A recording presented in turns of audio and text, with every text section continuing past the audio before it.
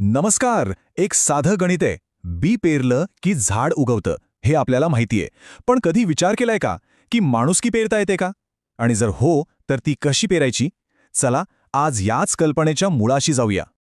हाच तर खरा प्रश्न आहे नाही का? माणुसकी पेरणे ही फक्त एक बोलायला छान वाटणारी कल्पना आहे की याच्या मागे काहीतरी खोल अर्थ दडलेला आहे? आणि सगळ्यात महत्त्वाचं म्हणजे याचा आपल्या रोजच्या जगण्याशी काय संबंध असू शकतो? चला तर मग या प्रश्नाचं उत्तर शोधायला दोन खूप सुंदर मराठी कवितांची मदत घेऊया. या दोन्ही कवितांमध्ये एक गोष्ट कॉमन आहे. त्या एकाच शक्तिशाली रूपकाचा वापर करतात. ते म्हणजे पेरणी, वाढ आणि फुलणं. आपल्या समोर या दोन कविता आहेत. एकीकडे आहे चिरा राठोड यांची मणक्या पेरेन लागा आणि दुसरीकडे विनायक पवारांची माणसं पेरायला लागू. बघा ना, नावं किती सारखी वाटतायत. आणि विशेष म्हणजे दोन्ही कविता संघर्षातून स्वतःला घडवण्याबद्दलच बोलतात. सुरुवात करूया चिरा राठोड यांच्या कवितेपासून.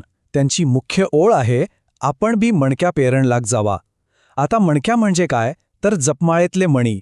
पण इथे कवयित्रीला फक्त मणी नाही म्हणायचंय, त्यांना म्हणायचंय की हे माणुसकीचे, चांगुलपणाचे दाणे आहेत आणि त्या आपल्याला हेच दाणे पेरायला सांगत आहेत. ही कविता आपल्याला सांगते की संघर्षातून आयुष्य कसं फुलतं. ह्यातले काही शब्दप्रयोग बघा किती सुंदर आहेत.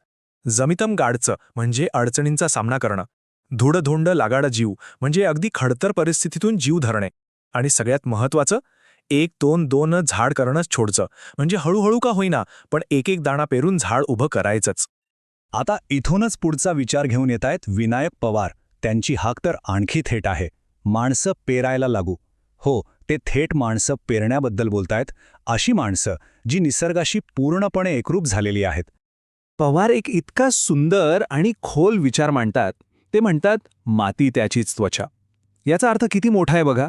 माणूस आणि निसर्ग हे काही वेगळे नाहीत. आपली मुळं याच मातीत आहेत आणि ही पृथ्वी जणू आपली त्वचाच आहे. हे आपल्या मुळांशी आणि या जगाशी आपलं नातं किती घट्ट आहे हे दाखवतं.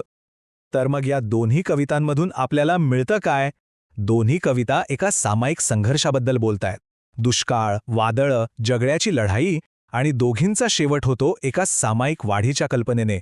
म्हणजे काय तर चिकाटी धरली तरच खरी वाढ होते. ठीक आहे, कवितांमधून आपण बाहेरच्या जमिनीत बी पेरण्याबद्दल बोललो. पण आता जरा आत वळूया, आपल्या मनाच्या जमिनीत. कारण खरी पेरणी तर तिथेच सुरू होते, नाही का?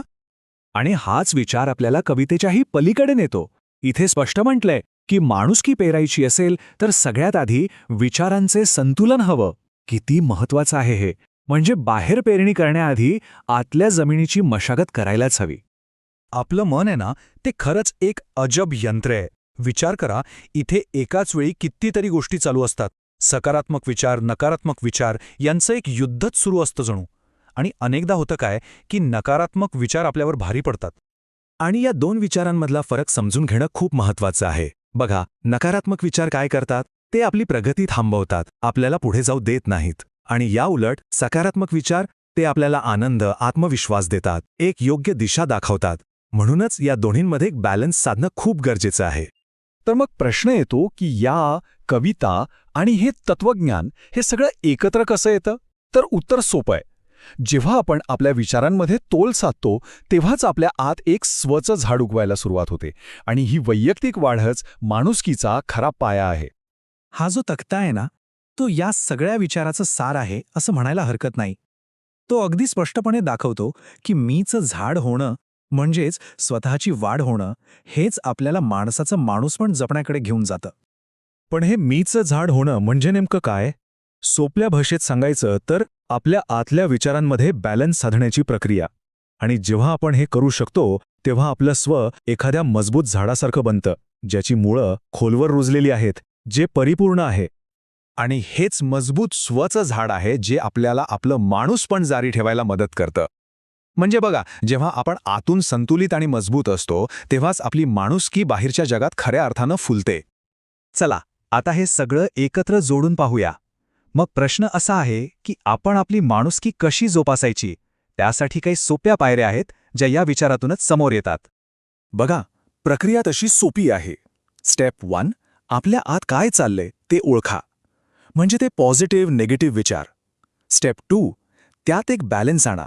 एकाला दुसऱ्यावर हावी होऊ देऊ नका. आणि हाच बॅलन्स आपल्या स्वच्या झाडाला वाढवतो. आणि मग फायनली जेव्हा आपलं हे आतलं झाड मजबूत होतं तेव्हाच आपण बाहेरच्या जगात माणुसकी पेरू शकतो. तर मग जाता जाता आपल्या सगळ्यांसाठी एक प्रश्न. आज आपण कोणतं बी पेरत आहोत? आपल्या विचारांचं, आपल्या कर्मांचं आणि आपल्या माणुसकीचं? यावर खरंच विचार करायला हवा.